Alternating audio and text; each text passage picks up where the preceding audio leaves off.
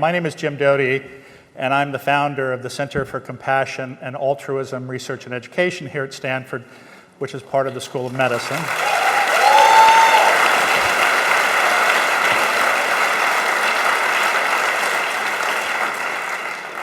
And some of you may have read the book that I published a little bit ago.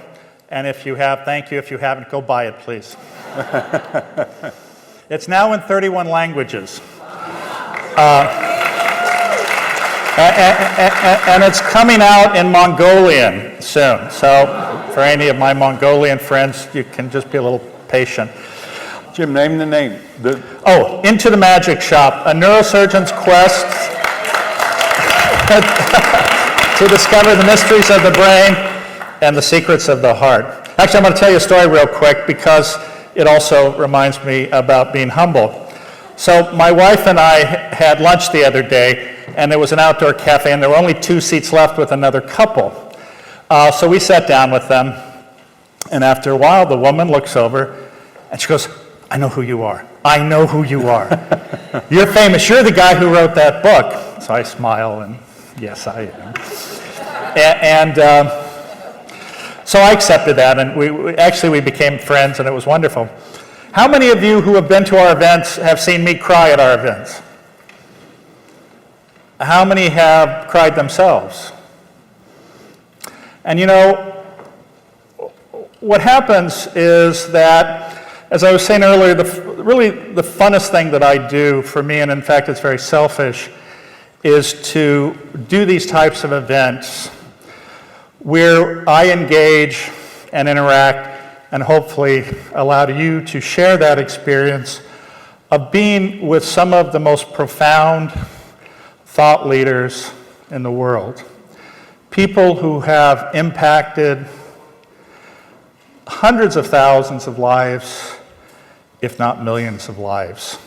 And seeing the world through the lens of these individuals and the work that they have done to change so many lives in a positive way not only allows us to sit with them and share their experience, I think, but also allows us to look into the windows of our own lives and see what might be possible. When I told a few people I was inviting Werner to be at this event today, they said, "What does he have to do with compassion?" And I was actually shocked. Because as many of you know, he was at and really started this movement of self-transformation and in some ways the power, if you will, of positive thinking, but in a very confrontational way that allowed you or forced you to perhaps look at your bullshit, using a term that I think he may have said once or twice. And you know, there are many ways to deal with your bullshit. And some find a path through the Dalai Lama. Some find it through other spiritual leaders. I have to say, though, Werner has been a hero of mine because what he does is he practices ruthlessness. You see?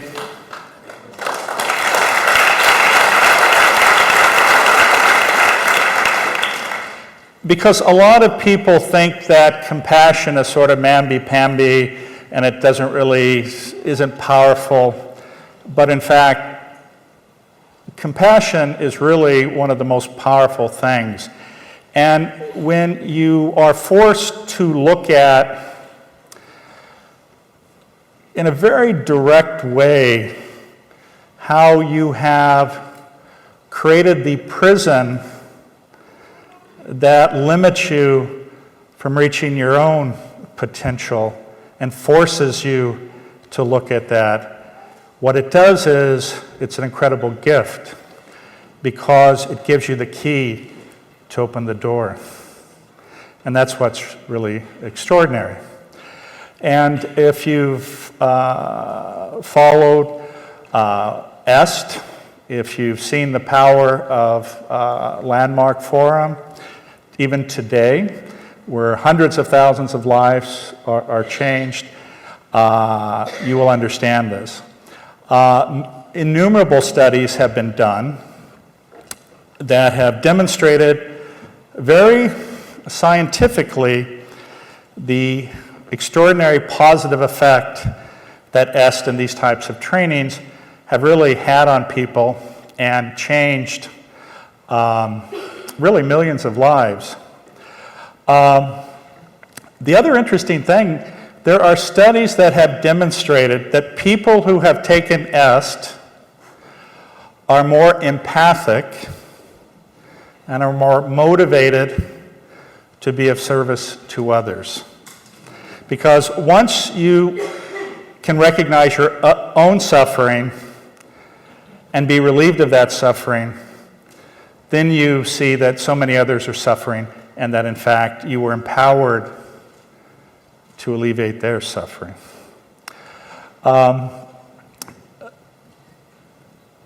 We were having dinner last night, and Warner said, and I absolutely believe it's true, that his mission in life is to relieve suffering.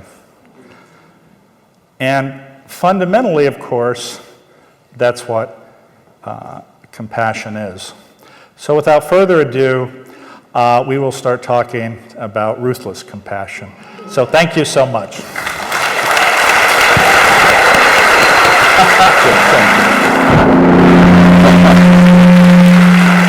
Did you see that? That is the power. I'm going to sit here because of the good yes, year. Thank you. Good. I get the guacamole. Listen, thank you very, very much for coming. You know, I know you have other things to do with your life, and it was really, really, really great for me to see people who have been a big part of my life for a very, very, very long time, people I feel really close to and have had an extraordinary experience with. But the first thing I need to do is, if you don't really know who James Doty is, you are privileged to be in the presence of a truly extraordinary human being. Jim, let's sit down. Yes, sir. If you, take the time to look up James Doty on the internet so that you know who you had the chance to be with. Really, really, really makes my hair stand on end when I think about what the guy has accomplished and who maybe even more powerfully, who he actually is. So, and I have to tell you how Jim and I met. A friend of ours, a common friend of ours, invited us to dinner at their home, and I didn't know who Jim was, but you know, every once in a while you have the experience of having a connection with somebody. I'm not talking about his experience, I'm talking about my experience. I had this experience of connecting with the guy. And I said, gee, I'd like to come talk to you. Would you mind if I did? And he was very gracious. He said, no, come on, whenever you want. And I never went. And I was sitting, like a fool. I never went. At any rate, I was sitting in my studio with the other people, colleagues with whom I work, and I talked about the experience that I had at Francie's house, Francie and Charlie's house, with this guy. And about an hour later, Hanukkah, my wife, walks in and says, Werner, I just heard from James Doty. And that's how this all happened. So it makes me very, very happy, really happy. And I have a lot of respect both for James as a extraordinary surgeon, neurosurgeon, and for James as an extraordinary human being, for his extraordinary generosity and contributions to life, and finally for this really remarkable, let's see what compassion really is about. And I hope he'll take some time to tell us about some of the research, because it's quite extraordinary. As a matter of fact, Jim's going to leave right after, because he has to get to the airport to take an airplane to San Diego, where he's going to give a talk to a whole group of doctors tomorrow about the impact, he'll say more, but about the impact on healing, the impact it has on healing. And so now I have to do two things from me. Most of my brain works okay, more or less, but the part that remembers names does not work at all. And it's sometimes embarrassing for people when I can't remember the name of, somebody I've known for 20 years, or certainly I can't remember the name of the author of this great book that I read and so forth. And I want you to know it does not embarrass me, so you don't need to be embarrassed for me when I can't remember a name. The other thing is that I went, I have an ear that doesn't work well. That's why Jim was kind enough to sit on my left. This is the good ear. And I went to, so I go to an ear, nose, and throat doctor, and he pokes around in there every 6 months or so to see if he can keep it working a little bit. And at any rate, I told him, look, my nose runs all the time. And he says, okay, and he looked and so forth. And he said, use this for a week and everything will be fine. So I used it for a week and nothing happened. My nose still ran. So then he said, this stuff, you get it at the drugstore and you put water in the bottle and you put the stuff in the bottle and then you put the stuff up in your sinuses and that should take care of everything. That didn't work either. So then I finally went back and said, no, it didn't work. And he said, have you ever heard of old man's nose drip? So now he doesn't bother with my nose anymore.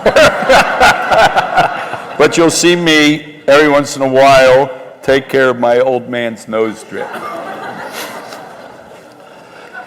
On that note,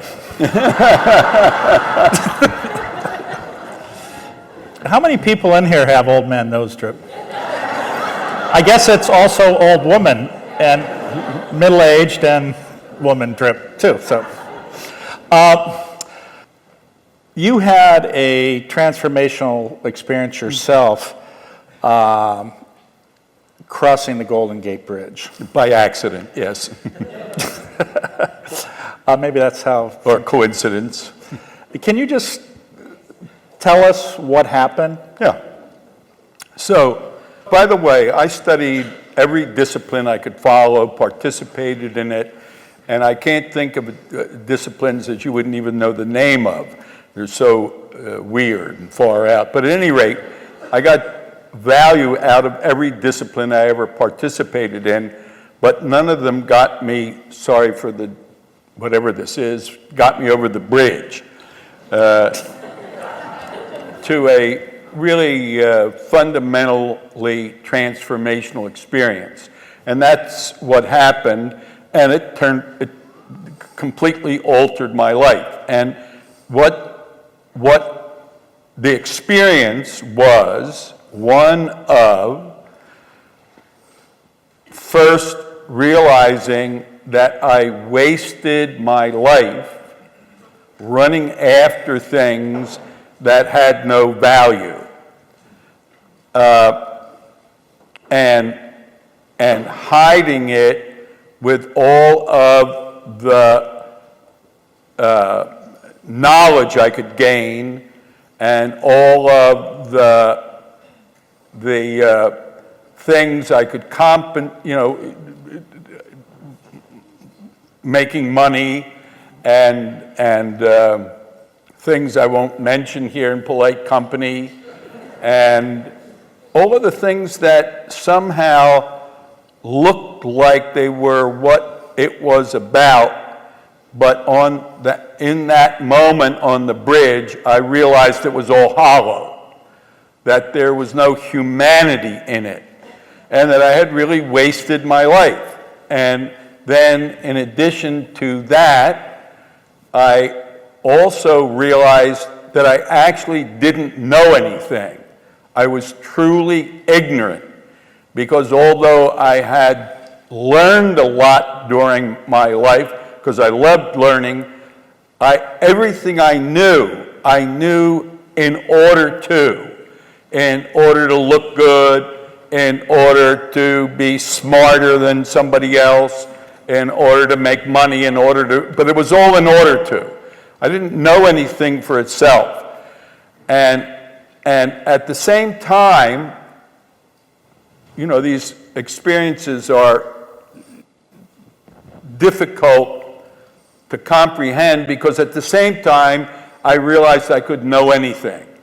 That, so to speak, the truth, the what matters, the what makes a difference was actually available.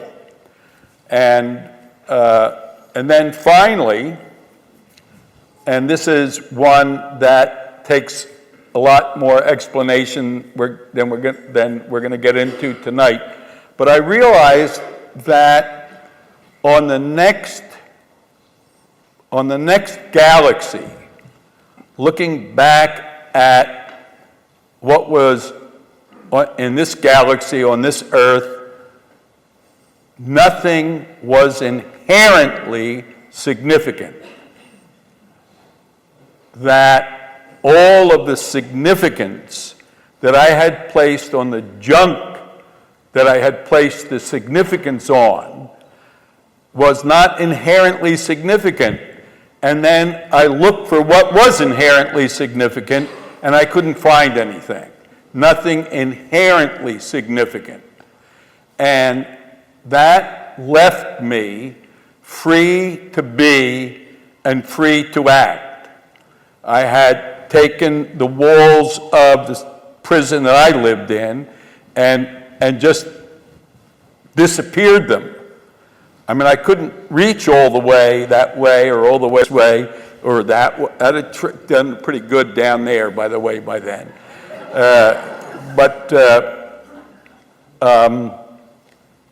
But I could tell that there was no longer any limitation, and that it was up to me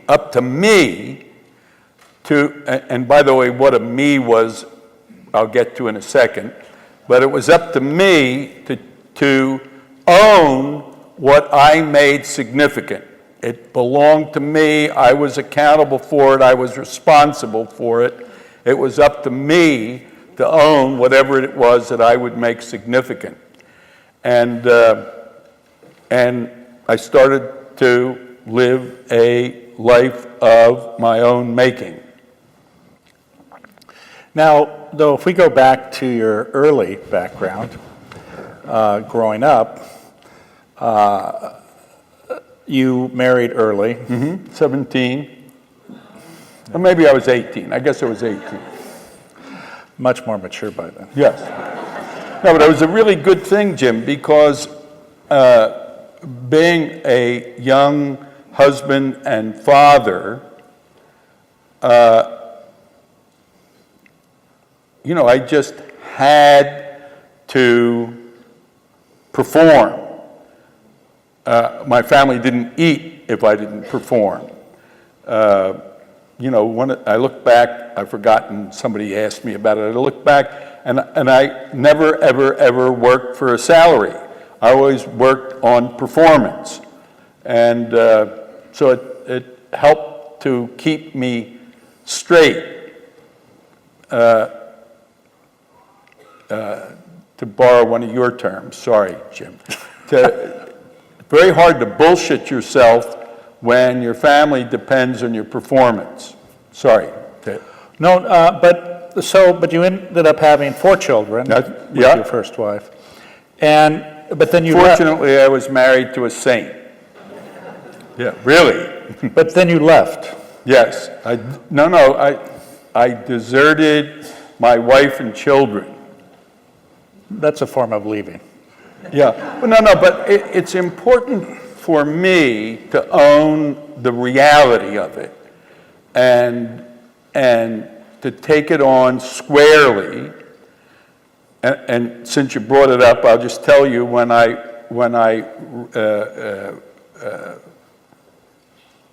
reconnected with my family, I had to do it without being sorry for what I did, because that would have alleviated some of the burden of what I did for me. At least I was sorry. No, I couldn't get away with anything as far as I was concerned, except you deserted your wife and children. And you're going to have to deal with that and do whatever you need to do to balance the books if you can. What was, though, the seminal event, though, that made you do that? Was it, you were saying, nothing had meaning, or... but back then it all had meaning. It was all very, very, very, very meaningful and very important and very significant. No, I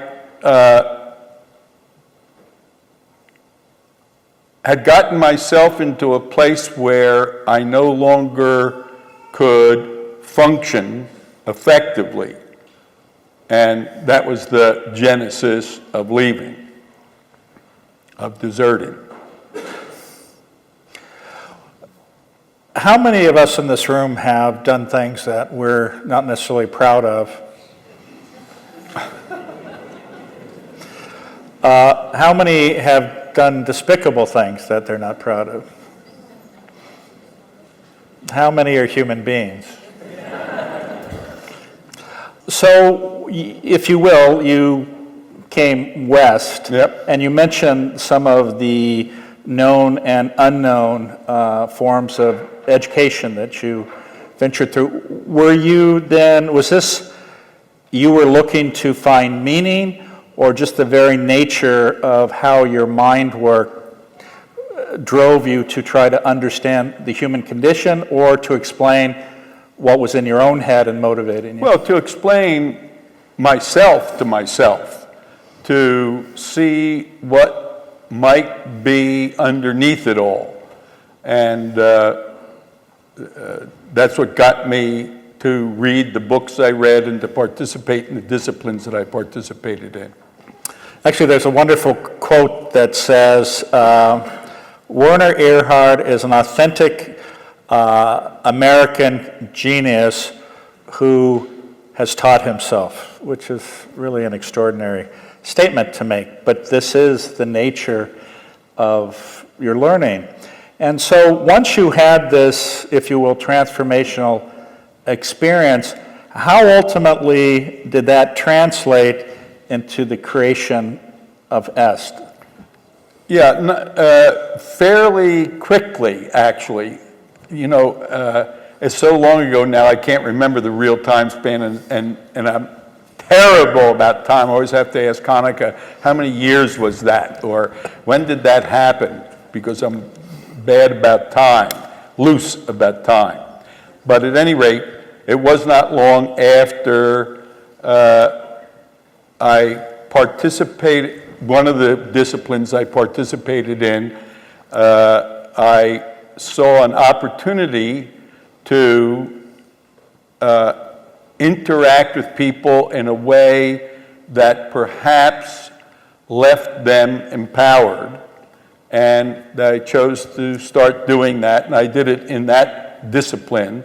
But then I found that it was, I was so totally inconsistent with the process there that that's when I started EST.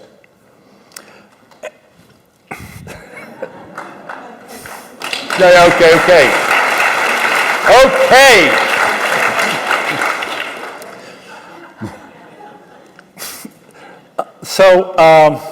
So tell me about EST then. I mean, or maybe obviously most people in here know, but I know it has evolved. Mm-hmm.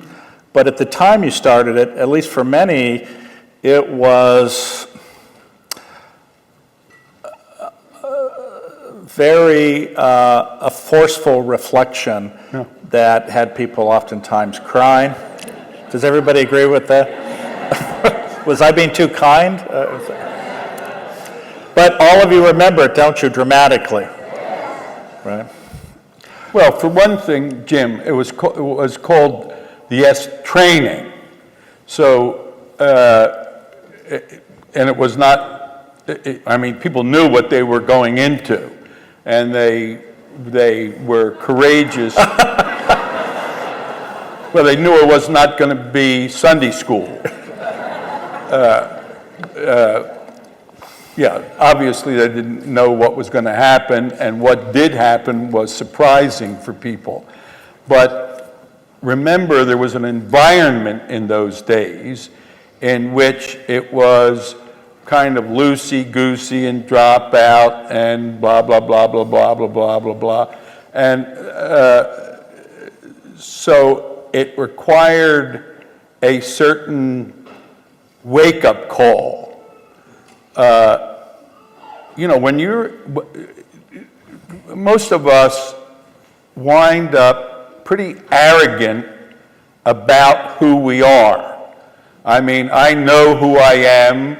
I've been like this for, you know, whatever the heck it's been, and I go through life like I'm like this, and for somebody to tell you that maybe that's not who you are, that's tough stuff. And it takes a certain wake-up call to recognize that I don't listen because I've got an already always listening, so I can't hear what you said, and I can't get over where you are, and etc. I'm going to read you a note I just got from a housekeeper that we hired about 3 or 4 months ago. Maybe it was 5 months, as I said. Hanukkah will tell you, but I can't. Somewhere in that range. And this is a really competent, able young woman who has a son who just graduated from high school and is now in college. And I was really impressed with the way she came in and started to work, and told her that I thought that she would go beyond the level at which we hired her. And at any rate, let me move the salsa. Thanks, Jim. Here, Thank you. At any rate, here's what she wrote, and I have her permission to read it, of course.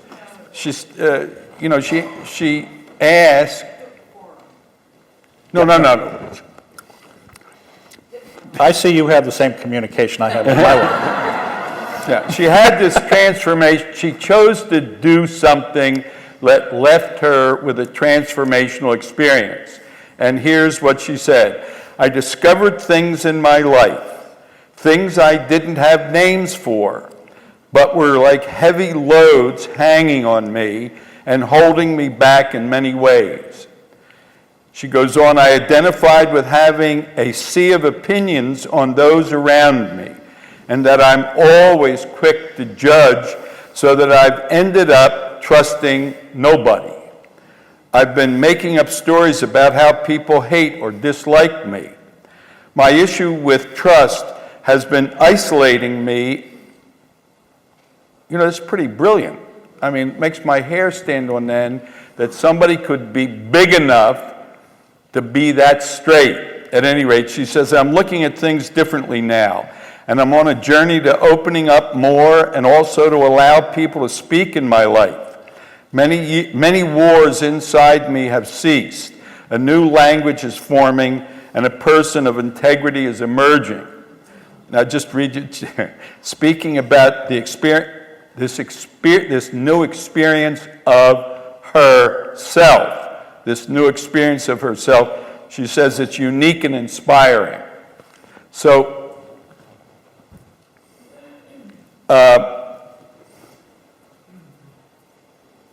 sorry, this is going to take a few minutes.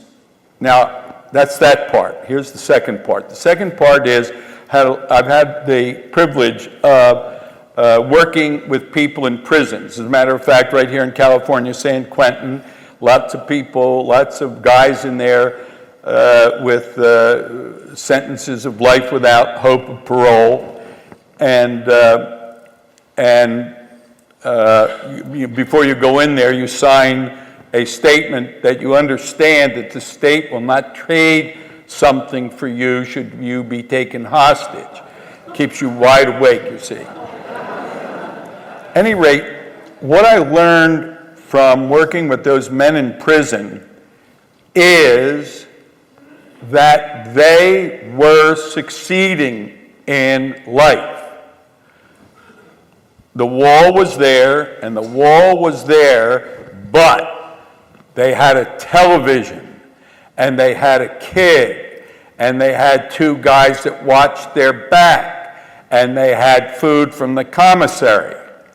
Now, I realized that many people actually live in that kind of prison. Maybe not quite that bad, but we somehow find a way, and I certainly found a way to get by with all of the limitations that I had in my life. So, yeah, that's what, for me, called for ruthless compassion. And I think what people, we go about and live our lives, and we think that's a life. And the result, though, many times is that we stop really seeing, and then we expect a lot of others after we've created this narrative. One of the things that we were talking about, excuse me, I got some salsa, was that, we have these experiences in our lives, and we think how we register that experience is the picture of the experience, right?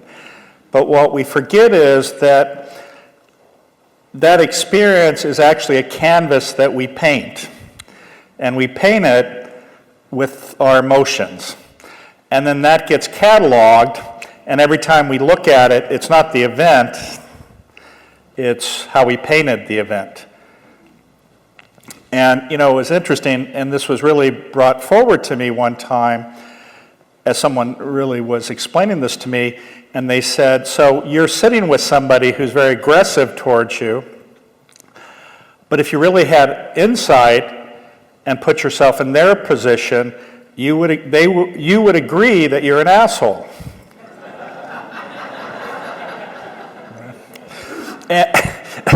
And suddenly this light bulb went on that, in fact, we think our narrative is the correct narrative. And when we talk about ruthless compassion, it's not to diminish, I think, our experience per se, but to understand that an event in and of itself has no power whatsoever. It is the emotion that we paint it with that gives us power over our lives. And what was freeing for me was, at the age of 12, a woman gave me that insight. Because in my own situation, I felt, and I tell people, I felt like I was a leaf blowing in the wind, because I had no control. I was 12, my father was an alcoholic, my mother was an invalid, she was chronically depressed, had attempted suicide, we were on public assistance, we had been evicted, we didn't always have food. And I only tell you that because I kept saying, well, either there's something wrong with me or this event occurred and it was their fault. Mm. And this is a tendency we all have to do, or have to act this way. And after spending time with this woman at the age of 12, which is mentioned in my book if you want to read, I suddenly realized that, again, I had painted all of these experiences that made me a victim, that allowed me to sit and say, well, if only this happened, or I can't do this because that didn't happen, or I had this immense anger towards all of these people about my situation. And then suddenly after this, when I got this insight, I wasn't angry at anybody. And it was this most incredible gift. It wasn't to say these weren't bad experiences on some level, but I wasn't angry at the events, and I was allowed to just see them and to sit with them. And really, that fundamental experience, which I think in so many ways is what's the work that you have done, was what released me from my prison. What I found was that when I changed how this narrative I had created, which had anger, hostility, actually fear, and took that away, I did not understand what I was doing in my environment, because how I stood, how I reacted, how I responded had an effect on every other individual who interacted with me. And so when I no longer reacted that way to the world no longer reacted in a negative way to me. And that was freedom, I think. Yeah, and I mean, it's a...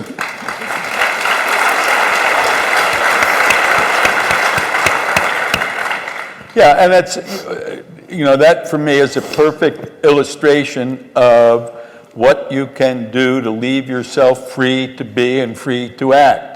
And that's what I heard in what you said, that through the interaction you had with the woman, you told me more about it last night, it left you free to be and free to act. Yeah. And, for the last, I don't know how long, maybe 30 years now, maybe it's 40, I can't remember. The way I've talked about what drives me is to discover a new meaning for what it means to be human, rather than whatever it has meant up till now. Certainly includes all of the bullshit in my life, and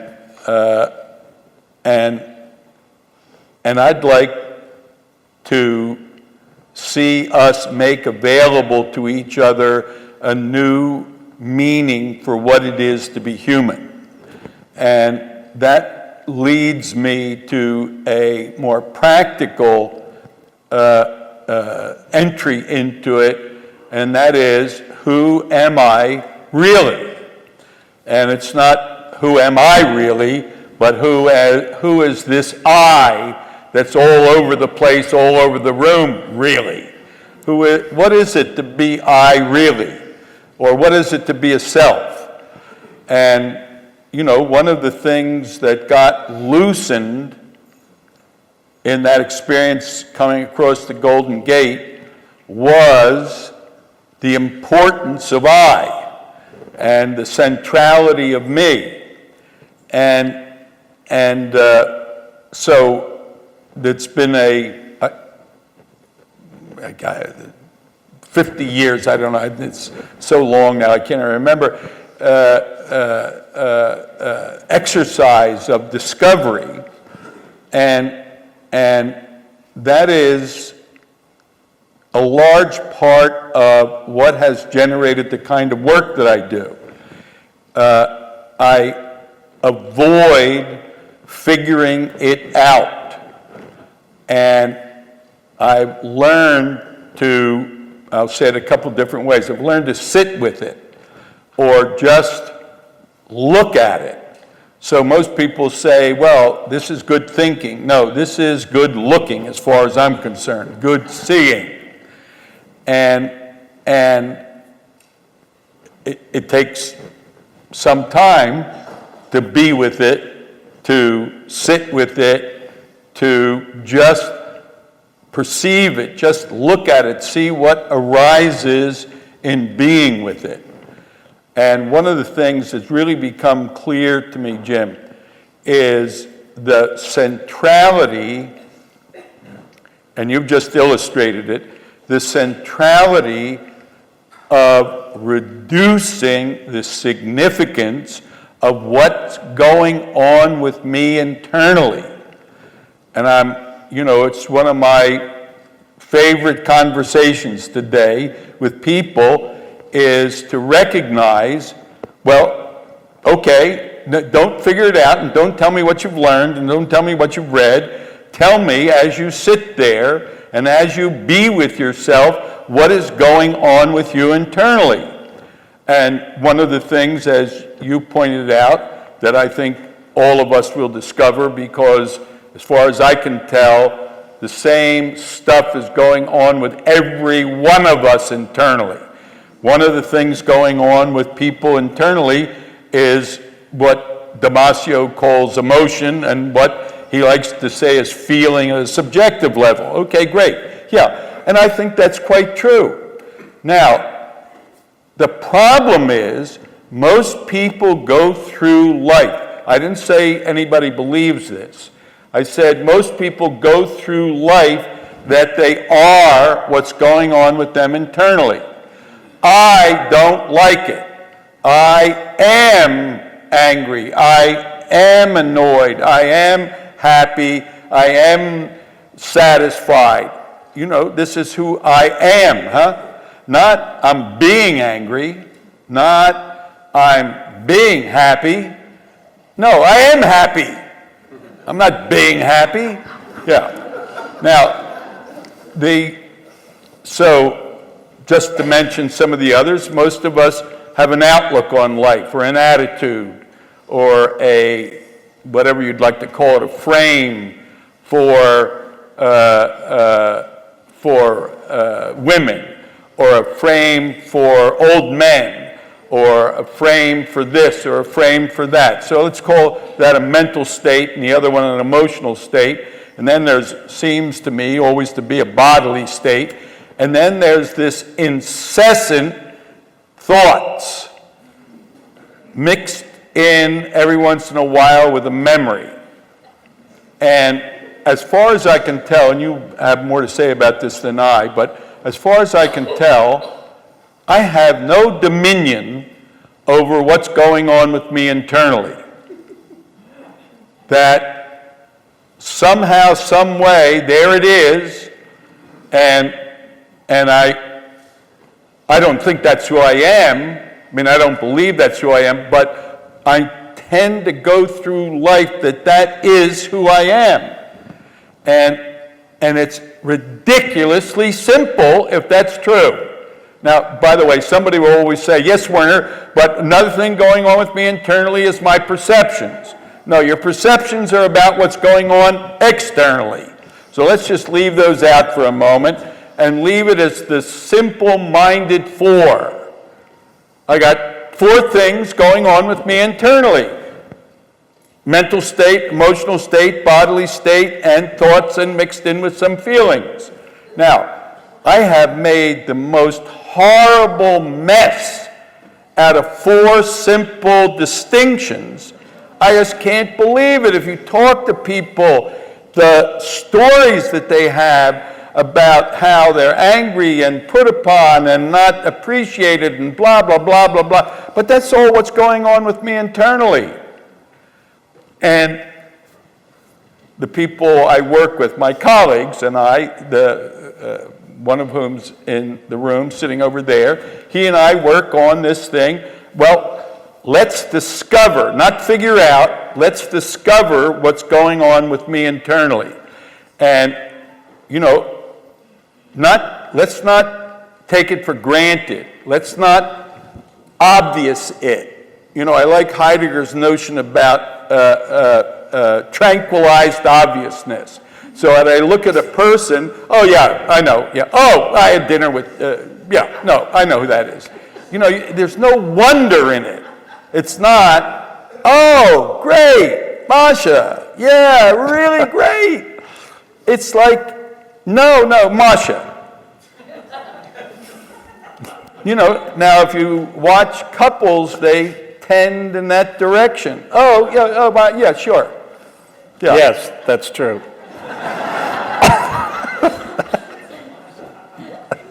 Not with Masha, no. Any rate, here's my point. My point is that one of the things that enabled the work, and one of the things that I share with other people, and one of the things I'm ruthless about, is discover for yourself what is going on with you internally. And I use the word discover because if you look it up in the dictionary, it's to be struck with wonder at this, whatever this is. Yeah, holy mackerel. What's going on with me internally is simple, uncomplicated, jumbled up if I like it that way. I have no call on it, nothing, zero. I can't be angry, I can't be sad, I can't stop thinking. Yeah, you know, if it's you thinking, stop it. Yeah, no, people don't do that. They don't stop thinking. They think about not thinking maybe, but that's still more thinking, huh?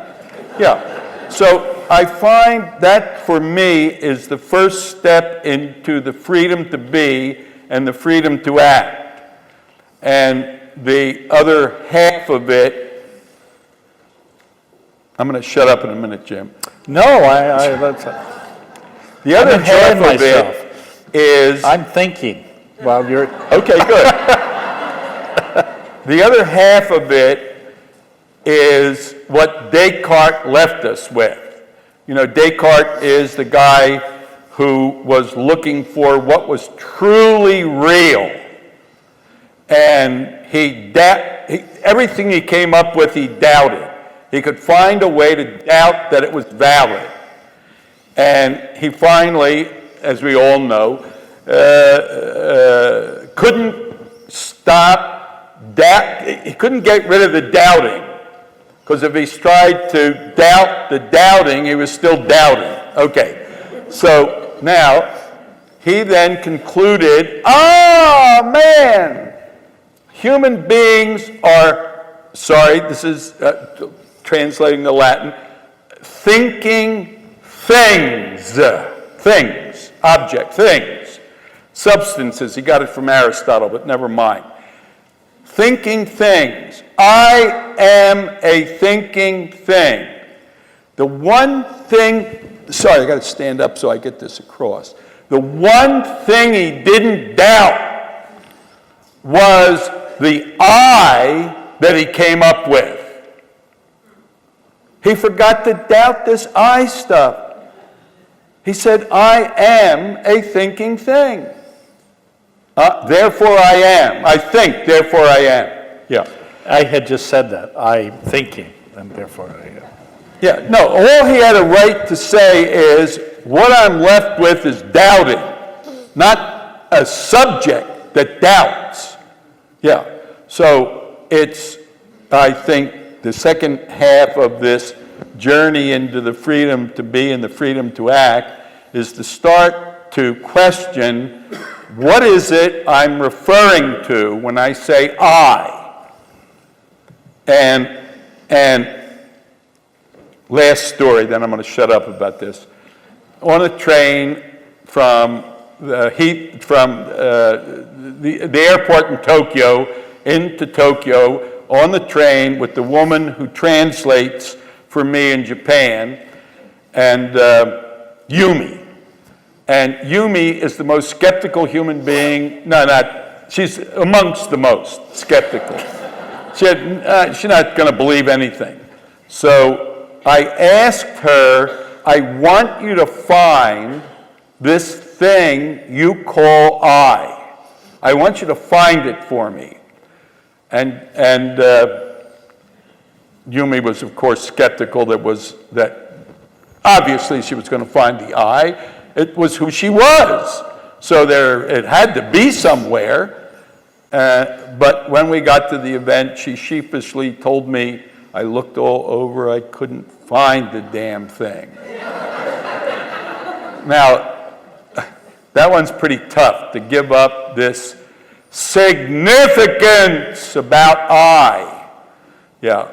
And to give it its proper place, which is, okay, life is a game to some degree, like Monopoly, and you got to have a piece to play, you know, like a Scotty dog or a top hat or a race car.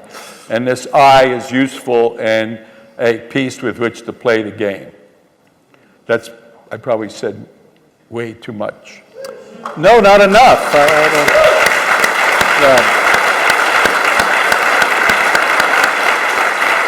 But Okay. you know, speaking of this I, and speaking of, you were commenting about you have this narrative, if you will, going on. I think, and this was my experience, and I think often the experience of many is you have this dialogue, but you think that dialogue, Sorry. Just saying goodbye to a friend.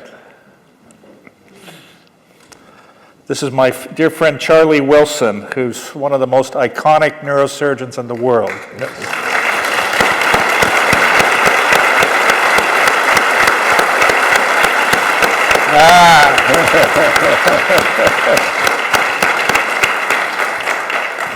Charlie, thanks for coming.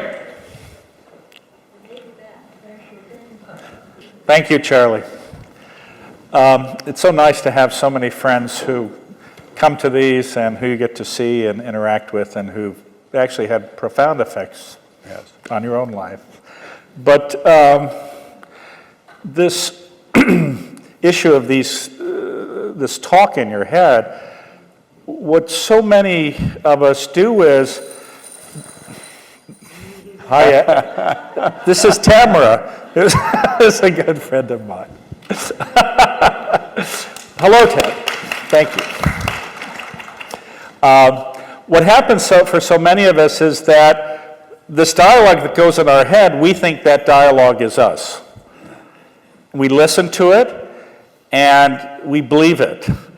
And what happens is, though, like how many people that dialogue that constantly is going on in your head says how great you are? A few of you, and obviously you guys are narcissistic.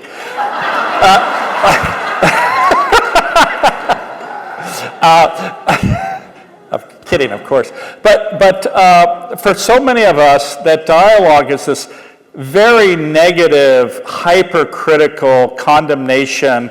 And what it is, though, is as a species, we have a tendency to respond to stuff that's negative because it's threatening. But the problem is we process that into our head, and it says, I'm not good enough, I'm not smart enough, et cetera, et cetera, et cetera. And then the I we talk about is that. And when you say, I can't do this, and the other thing is, how many of you had friends or people close to you say, I want to do this, and they look at, so you're never going to do that. Have any of you had that experience? And isn't it horrible? People who you look to, people who you love, people who you care about, people who you think are important will tell you things like that. And it's very sad because what they're telling you is they can't do it, but they don't want you to do it. And the thing is, we process this and we say that's us and we couldn't possibly do it. And when we're talking about prisons, when you start listening to this creates this prison brick by brick by brick that encloses you in this very narrow thing that you can't get past. Yet, each of us has this incredible potential, and when you change that dialogue, or you don't believe that dialogue, or you stop reacting to that dialogue, everything changes in your life, and every interaction you have changes. And the thing that is absolutely critical of that, when you understand that, though, is you remember how powerful words can be, words that you say. And you try to remind yourself of the person who said that to you and hurt you. Because how many of you can recall an experience, even 20 years ago, 30 years ago, where somebody said something to you and you remember it to this day because it hurt you so badly?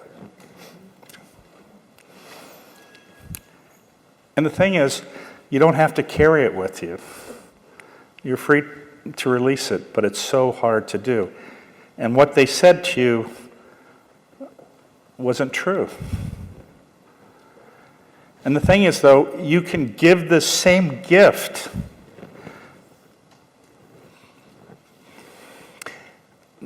Not of hypercritical words, but words of acceptance, words of love.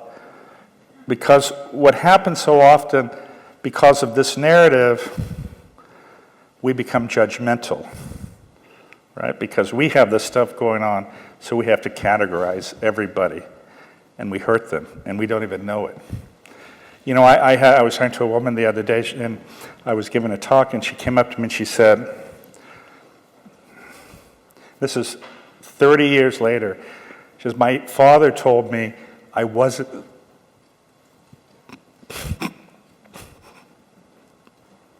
smart enough, in her case, to be a nurse.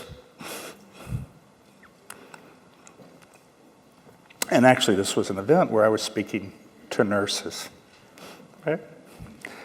But imagine, this poor woman carried this. Now, in some ways, it empowered her, but the empowerment came at a great cost to her every day. You should be empowered through words of love.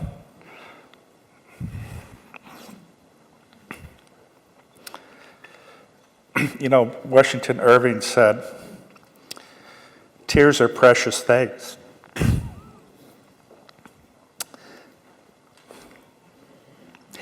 He said that tears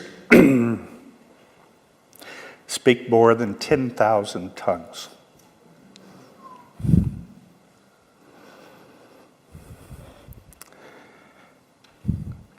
And that the message of tears is one of love.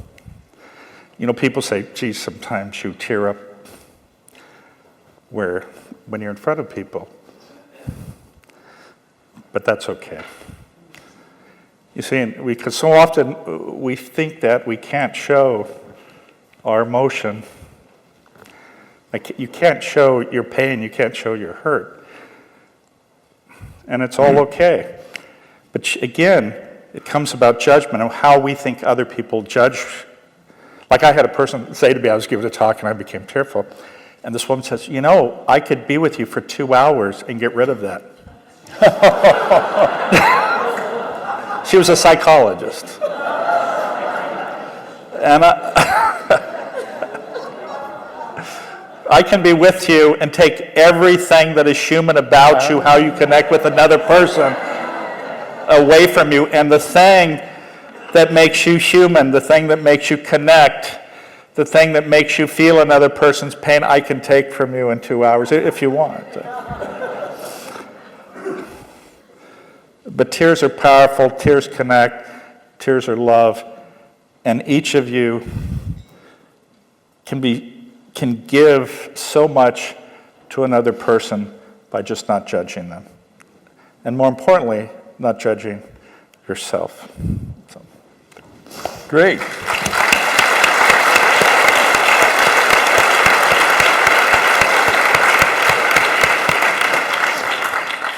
Well, that was a little detour. Jim, take a minute and talk about the research, if you would, on compassion. Wow. Sorry, that was a great segue. Now I can stop crying. Actually, for some of you who may be interested, there was just a book published called from Oxford University Press, which is probably one of the most prestigious academic presses. And it's an academic book that I'm the senior editor on, and actually 2 of my colleagues who work with me are also co-editors, and it's called The Handbook of Compassion Science. And this is almost a 600-page text that talks about the latest cutting-edge research.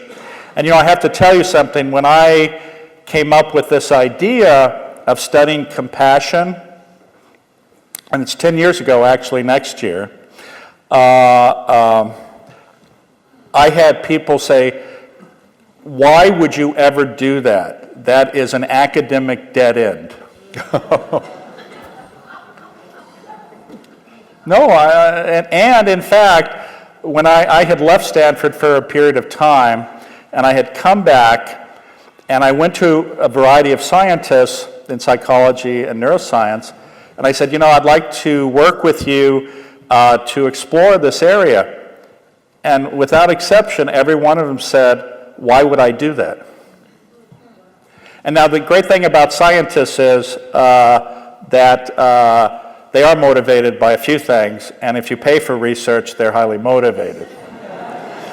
So actually, we began these different research experiments that I funded, and we found some extraordinary results. And two of those people who I initially engaged changed the focus of their research to focus actually on compassion. And the thing is that what we don't appreciate as a species, to have theory of mind, to have abstract thinking, to have complex language, which result in this huge development of our cortex, it required our species, unlike other species which swim away after they're born or run into the forest, we have an absolute requirement that our species is cared for 10, 12, 15 years, in my case, 37 years. But our children learn from us, but the extraordinary thing about that is that we have several attributes that have allowed us to survive. It is the ability to read emotional states in a microsecond. How many of you have loved ones or partners, they walk into a room, they don't need to see anything, and you know exactly what's going on with them, right? That is connection, and it's something we all have. But we are hardwired, because why would a mother care for a child for 10, 12, 15 years? Because the resource cost, the energy cost, huge, huge, huge. And it's because we are hardwired to care. That is our default state. That is how we function. That is how our physiology works at its best. When a mother or an individual cares for another person, they have the release of hormones or neurotransmitters that result in a feeling of pleasure, a feeling of reward, a feeling of happiness. And so we know that when an individual sees another individual do an act of kindness or caring, it spreads, ripples, and it motivates other people to care. We know that when you are in a situation, and how many people have been in a room, somebody walks in the room, they have a scowl on their face, their body language is aggressive, and all of you sit like this, right? Because you go into threat mode. When you are in threat mode, you cannot have access to your executive control function, which is discernment, thoughtful decision-making, because you're surviving. It shuts everything down so you will survive, and you stop listening. Yet this is how people interact with people. Another person walks into a room, and they sit there and they say, hello, how are you? It's a beautiful day today. I ran into so-and-so, and it was just so nice to see them. And it's so wonderful to be with you today. And I really feel that I care for you. And how does that change everything? You're suddenly relaxed. You're suddenly going, wow, this is pretty cool. Because we are made to care. So when you act with intention, with compassion, your blood pressure decreases, your peripheral vascular function is improved, your blood pressure decreases, your heart rate becomes more variable, which is a good thing. It is associated with a decrease in heart attacks or sudden cardiac death. Your stress hormones are decreased. Your inflammatory proteins that are released are decreased, and inflammatory proteins are associated with a lot of disease states. And in fact, your telomeres lengthen. So there is every benefit every day where you are rewarded when you care for the other. And this is the other problem, though, is as part of our evolution, and they're good things and they're bad things, right? We have an excessive stress mode now because we have the same DNA as we had 200,000 years ago. Nothing's changed. But we have a very modern society that makes a lot of demands on our time, and it creates a lot of stress for individuals. The other thing that happens is until 6,000 to 8,000 years ago, we lived in groups of 10 to 50. We lived in tribes. So we have a tendency to identify with people who look like us, act like us, think like us. And while on the, in a harsh environment, that worked really well, and you could identify when another of your tribe was suffering and intervene, in modern society, it's horrible. And we have a tendency to look at the other as the other. Yet we only transcend when we look at the other as us.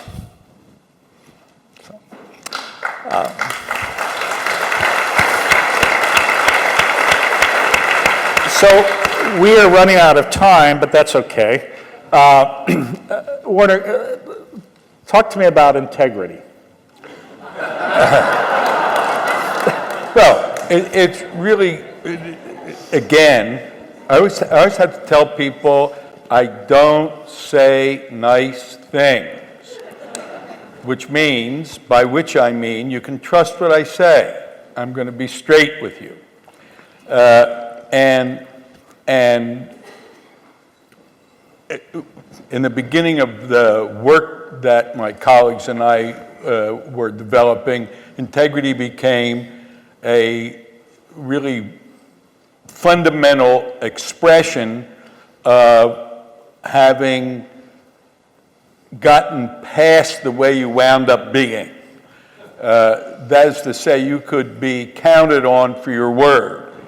And so that was around for a very long time. Then I met a extraordinary economist, academic economist by the name of Michael Jensen.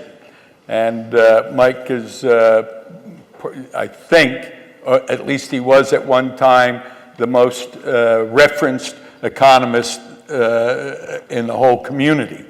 And Mike's a really, really bright guy, but he had a transformational experience, and he became interested in making that more available.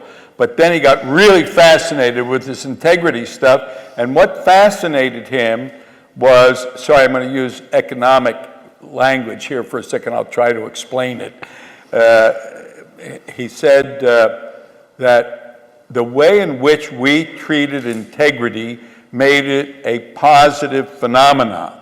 Now, positive for most of us sounds like something good, except for an economist, it's not something good, it's simply the way it is. So integrity for most people is a good idea, something you ought to have, something it's good to have, something that nice people have, but and not nice people don't have. But as Mike and I have been working on this, I think 10 years.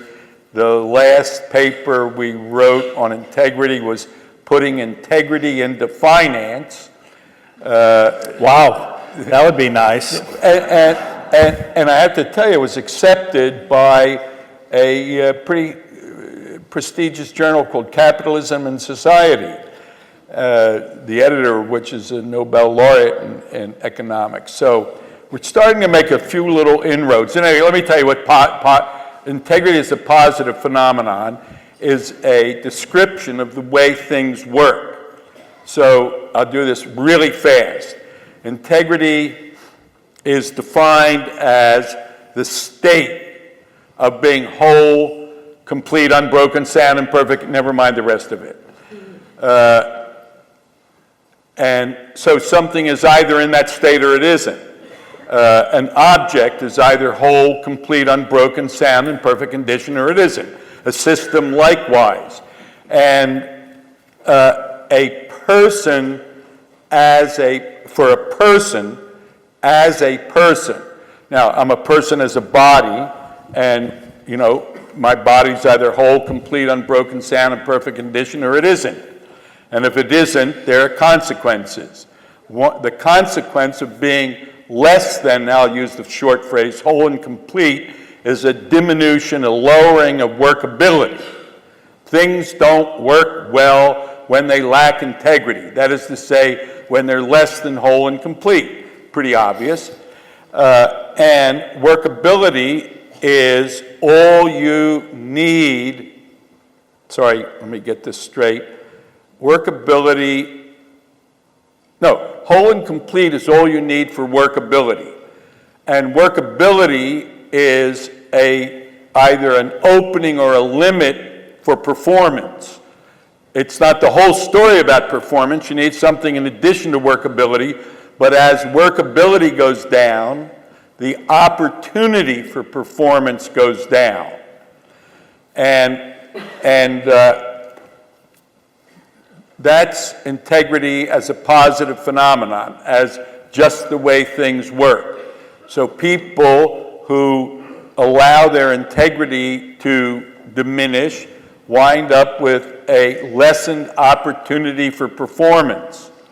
Doesn't mean they don't perform, because you can get a bicycle with a missing spoke to perform really well if you've got a champion bicycle rider on it. But as you reduce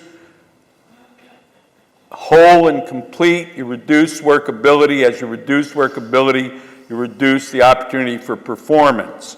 And so that's, in 2 seconds, Mike and I are in the process.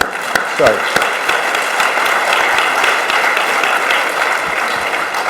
Mike and I are in the process of writing the final thing we're ever going to write on integrity for Cambridge University Press, about the story about integrity as a positive phenomenon. Okay, that's my whole story.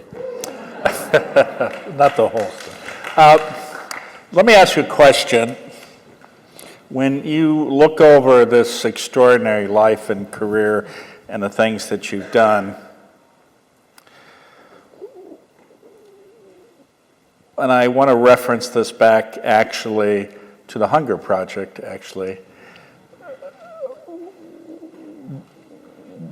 What is the centrality of what you have been trying, the gift you have been giving people? Well, here, what happened was very early after doing the training for, I don't know, a year or two or whatever the heck it was, I was now observing people who had been through that transformational experience, and they were different. They wanted to make a difference. I watched people make big sacrifices. When they were confronted by an opportunity to make a difference, they would take it on, even at a fairly significant sacrifice. And I watched kids from, in those days we called them youth at risk. Yeah, I watched youth at risk go through this transformational experience, and all of a sudden, they were the leaders in the community. I watched guys in prison do the same thing. At any rate, I became convinced by observation that people who have achieved a certain freedom to be and freedom to act, people who were at least significantly free of the limitations that they maybe had built up, was going on with them internally, wanted to make a difference. And that's how the Hunger Project got born. I looked for where could the people that I knew, the people that I had worked with, the people that I watched do extraordinary things for themselves, I wanted to find a place where they and I could participate in making a difference. And in those days, hunger was inevitable. It just couldn't, it was inevitable. And we committed ourselves to getting hunger, to the end of hunger, to be an idea whose time had come. And I don't know, something like 5 million people participated in making that happen.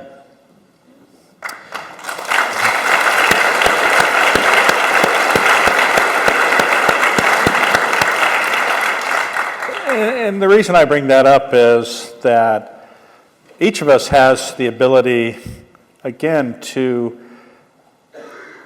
connect and make something happen.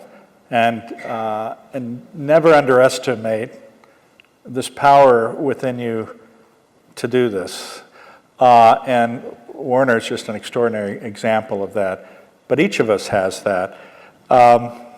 What I'd like to do now is to open the mics for question and answer. Just come to the mic here. You can form a line.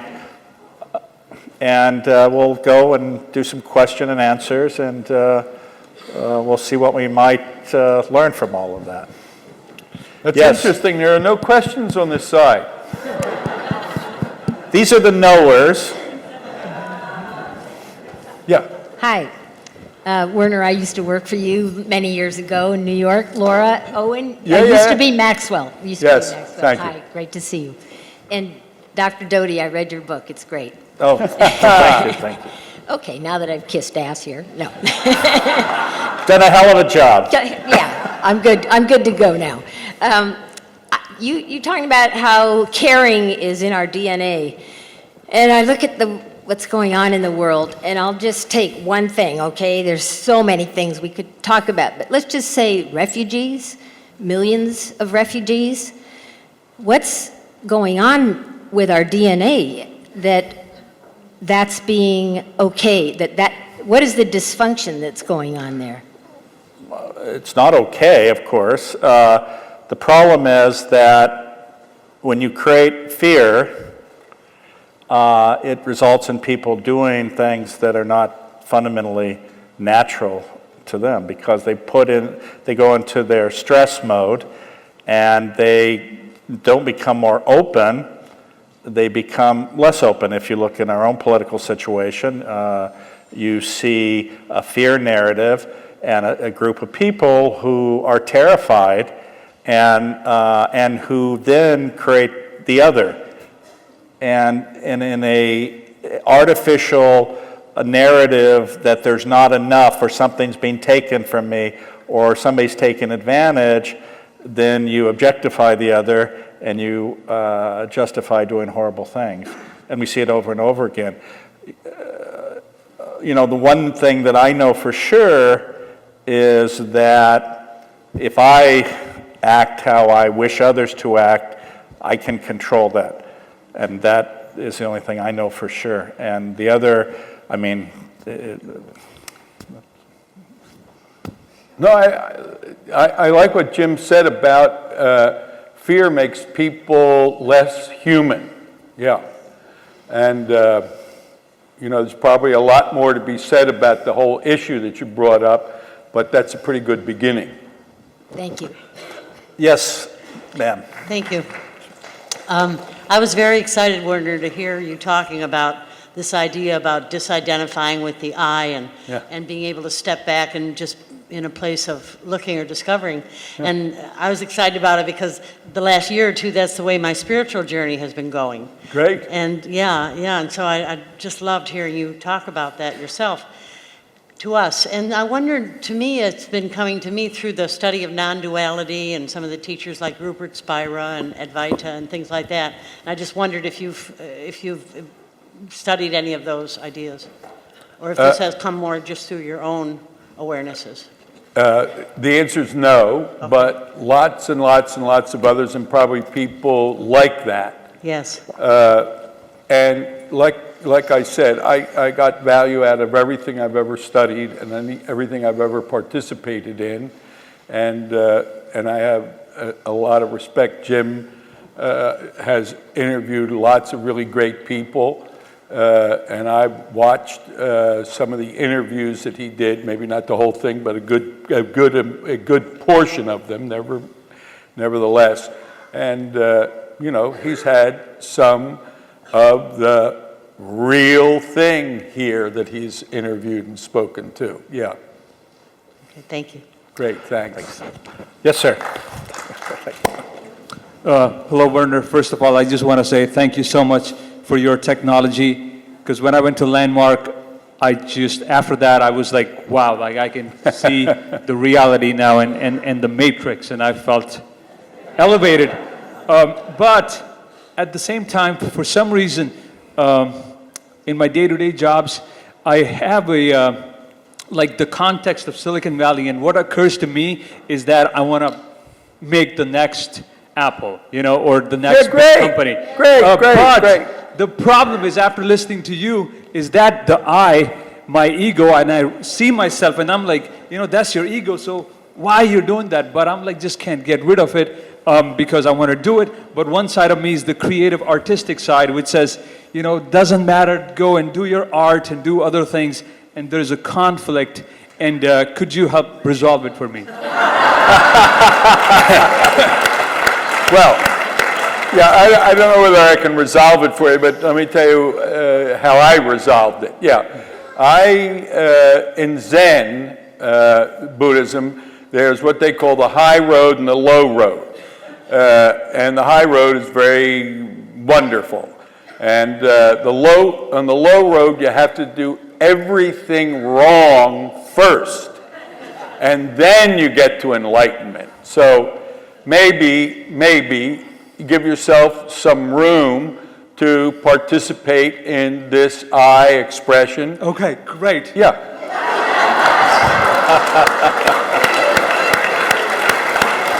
Yeah, and don't get stuck there. Keep going out. Yeah. Yes, sir. Yes, Mr. Earhart. I had two questions. During your research, your reading, your discovery, when you were putting together EST, did you ever read or investigate the big book of Alcoholics Anonymous? Oh yes, yeah, yes. And the other one was sorry, I'm going to forget the man's name, but the guy who wrote the book about raising the floor. In Alcoholics Anonymous, they don't bother with you until you hit the floor. But this guy wrote a book about how to raise the floor, and I learned a lot from him and was able to practice some of the things that he had discovered actually worked for people. Yeah, and I have a lot of respect for Alcoholics Anonymous and the other 3 anonymous entities. Yeah, they're great. People, they work for a lot of people. I was just curious about that. Second question. As a discoverer of truth, a presentation of truth to people, have you ever noticed or considered in your personal experience the outside actions, okay, or the attempts to question your integrity and your character as a truth discoverer and sharing the truth to people? Have you ever noticed or discovered or thought about how the similarity that is with the life of Christ? How So look,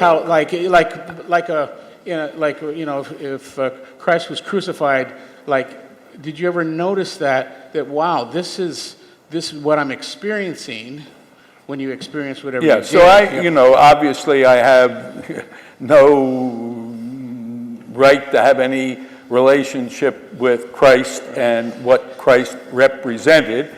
And I think that there's a certain similarity from people who achieved a certain breakthrough beyond what it used to be human to what it's now to be human. And I think it's happened a few times in history.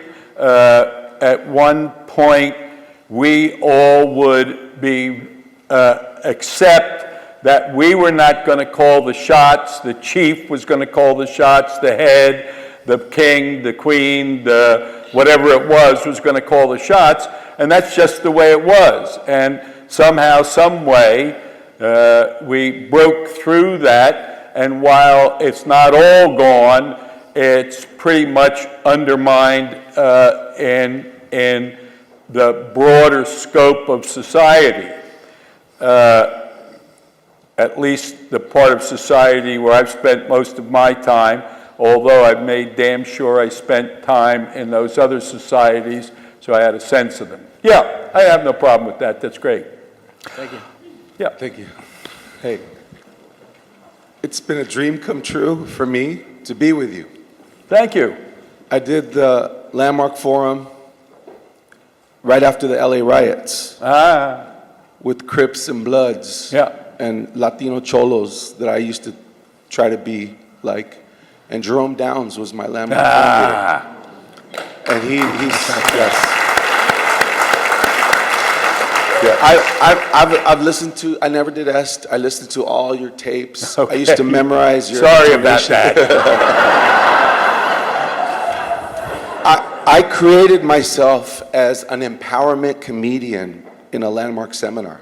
Yeah. I spoke at a high school in Vegas this morning. I flew here to be here with you. I'm flying back to Vegas tonight to speak at another high school tomorrow. Yeah. I take what you've created and I make it funny and I give it to thousands and thousands of students all over the country. Yeah. Great. And I just want to say, until you make it your own, and therefore it's no longer what I created, it's now what you created, makes you powerful. Yes. Yeah, great. Yes. Thank you. My question for you, and I had Lily kind of try and coach me because I got to see you at Berkeley, and I went up to her and I go, I have noticed that now transformation's out there. And everyone's getting a master's in transformational leadership. And have you taken this course? And have you taken this seminar? And people take a seminar and then they think they can teach it. And then they package it. And then they're making money. And they've done 2 seminars. Yeah, it's kind of a shame. But it is possible for people. Look, here's my view. Excuse me for interrupting you. Here's my view. There's nothing I want people to learn from me.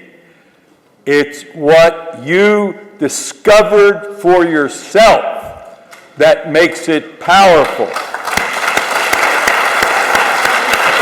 Okay, sir, I think we have to go. We have a lot of people have questions. I just want to ask, can I just say to people, because I've been saying this to everybody, that the S training and what you created was the granddaddy of it all. It came from you and it spread out to the world.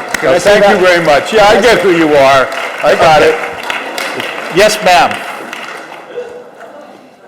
Thank you. Thank you, buddy. Yeah. Love you. Yes, ma'am. Hi, Werner. I just had a question. You said something to the effect that you're not nice. You'll tell it to us straight. Yeah. And then Dr. Doty is talking about we're hardwired for caring. So I'm wondering if you could talk a little bit about, you've got this ruthless compassion. And Yeah, but look, 2 things. What people misunderstand ruthless compassion, I think. Look, Jim puts knives into people's brains.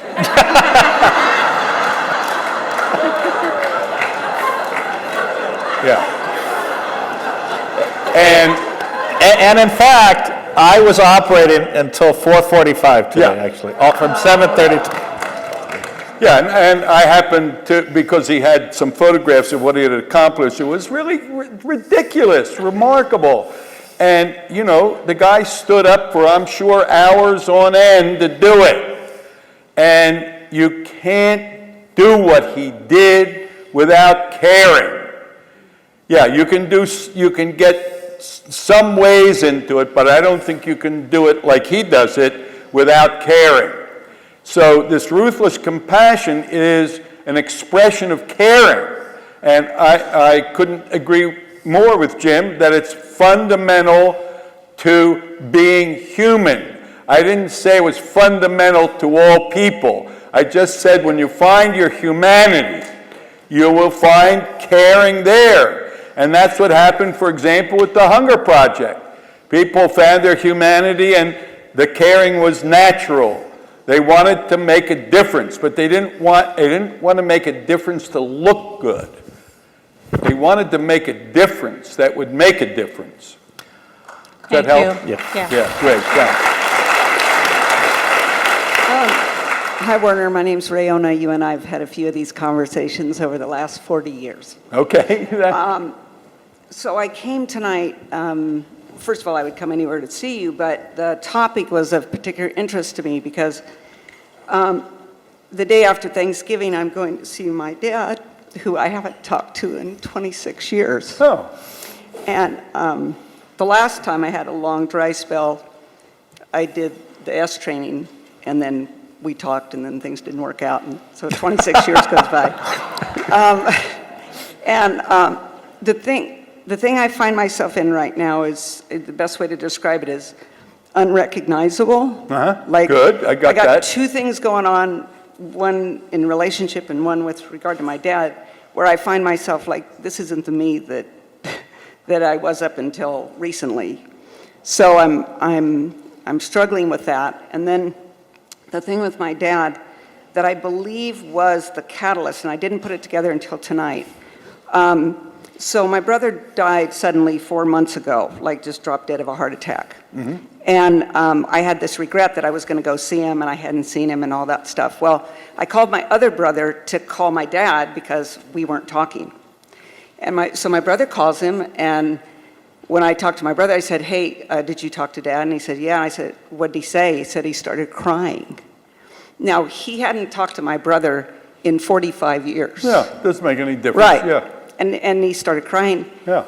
And in that moment, I thought, if he hadn't talked to him for 45 years and he cried, then if I died, or he died, then that's, right? Yeah. That's probably still there. So I sent an email and said, hey, you want to talk? And they said yes, him and my stepmother, and they're like welcoming me with open arms. And so I guess around the whole compassion connection is, I think that what had me reach out was my compassion for him. But what I came for tonight was more about self-compassion. Great. And how to grant the same kind of generosity to myself that I seem to give away. Yeah. Here's one of the things that helps me a lot. It's all made up anyhow. It's interpretation all the way down. Yeah. So, I gotta own what's there as belonging to me, and then I don't have to be at the effect of it because it belongs to me. I'm the guy who made it up. Yeah, I created that conversation for me to live, And if I own it and I make it my own, I can let it be. And here's the big secret. Anything you can let be lets you be.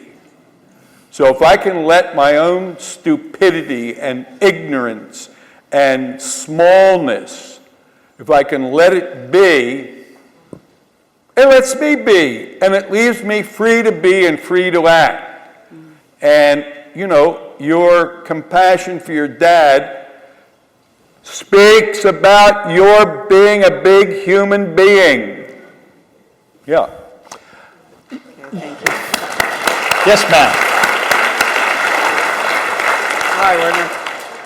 It was about 40 years ago that you and I first worked together in the experience of satisfaction in professors. And you consistently told us professors, as you're saying today, that it is going inside and pulling out the learning from the students, not putting in information, which is a real misunderstanding of what education is about. So I'm sitting here today, 40 years later, with a room full of people wanting to know more about compassion. And one of the ways I think we're interested is what's the how of it? that we can walk out of here? What is the how that we can do today?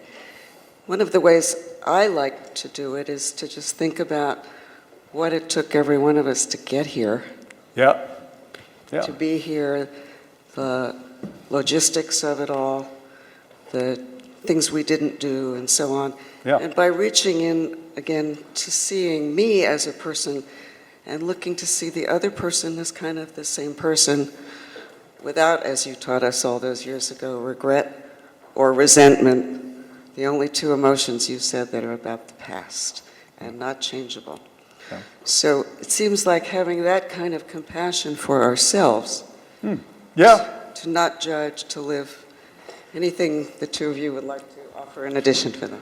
Well, as I said earlier, and as you reiterated in part, I think that be kind to yourself. I mean, that's really the key. And look, when Werner had talked about some of his negative experiences or being an asshole, and I asked how many of us have done despicable things, and it shows you every one of us is living this. And when you recognize that we're all frail, fragile human beings, and the power of just being gentle with yourself, because that gives you the gift of allowing you to see your own vulnerability, your own fragility, and then seeing that it is the same that all of us have, and we're all connected in that way. And that when you give that love to another person unconditionally, without expectation, that's really the greatest gift you can give to anybody, and it is what enriches your life, and it's what gives your life meaning. And as Werner would say, everything else is bullshit.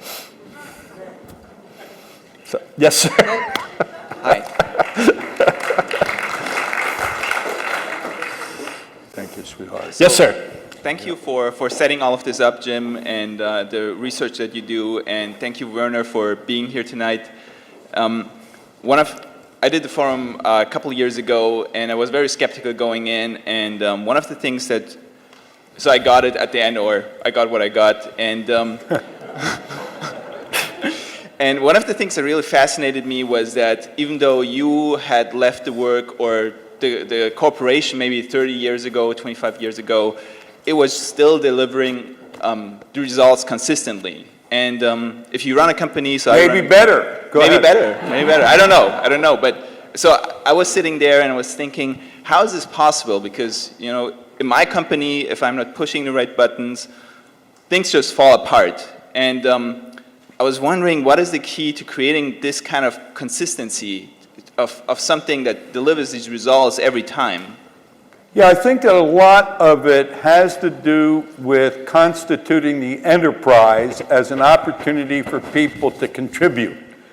And as I told you, just unfailingly, when people start to get who they are, and I always tell people, if you turn around real fast and see yourself, promise it'll move you to tears. But never mind. The point is, to answer your question, the point is that the organization has given lots of people, the room's full of them, lots of people an opportunity to contribute, and that is what's continued to make the organization viable. And it's also not so bad that my brother Harry, who, by the way, was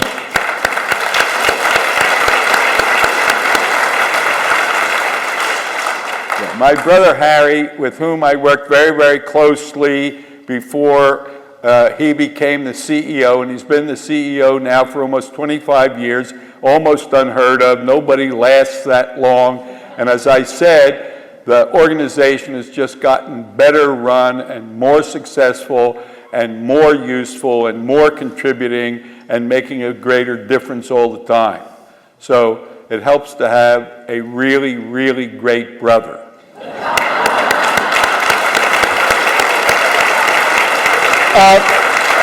I would love to sit with all of you here. Hold on 1 second. Now, everybody should know Jim has to leave because he's going to give a talk tomorrow in another place, and he has to get an airplane tonight, so we have to let him close things up. And I would love to sit with you all night, but I think just also the nature of this room, we have to be out of here. So, unless you want to just sit here forever. No, I'm good, yeah. Really, and this happens actually a lot, we're just going to have to call it now, and I'm so sorry. I know. And I have this guilt feeling whenever I leave these because I have all these eyes looking at me.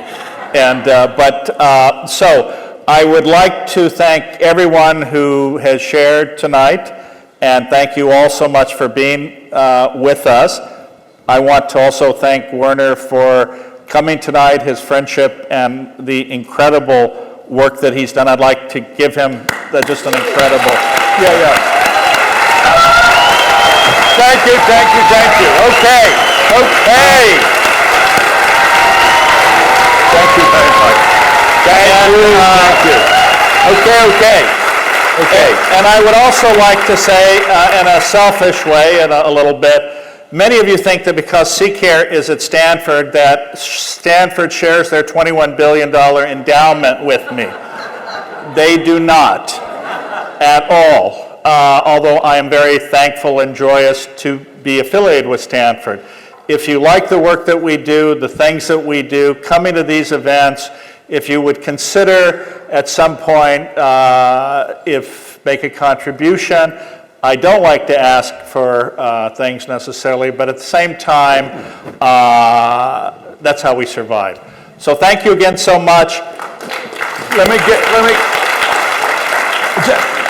I just really want to thank you for coming. It's an act of generosity and kindness, and I appreciate it, and I don't see it any other way other than your generous and kind participation. Thank you very much.